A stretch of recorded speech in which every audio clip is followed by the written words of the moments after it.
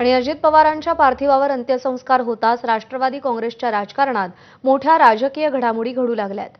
अजित पवारांच्या निधनानंतर राजकीय वारसदार कोण असा प्रश्न विचारला जात असताना राष्ट्रवादीचे नेते नरहरी झिरवाळ यांनी सुनेत्रा पवारांना उपमुख्यमंत्रीपद देण्याची मागणी केली।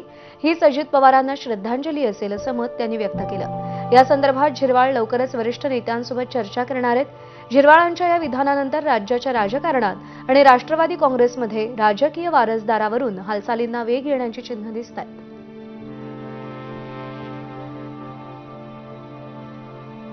सुनीत्राताईंना उपमुख्यमंत्रीपद मिळावं अशी देखील अशीच मग पहिल्यांदा मी तेच सांगितलं का सुनीत्राताईंना तुम्हाला काय वाटतं?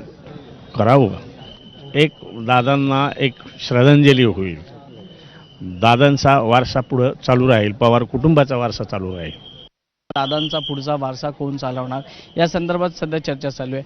आपण एक वरिष्ठ नेते आहात, अनुभवी नेते आहात, काय वाटतं आपल्याला की आता हा वारसा कोणी चालवणार? तर वहिनींना पुन्हा कुठेतरी त्या ठिकाणी मिनिस्ट्रीमध्ये आणावं अशी जनतेची अगदी प्रामाणिक इच्छा आहे। त्या पद्धतीनं वरिष्ठांबरोबर बसून ती चर्चा करून तसा निर्णय घ्यायला विनंती करू।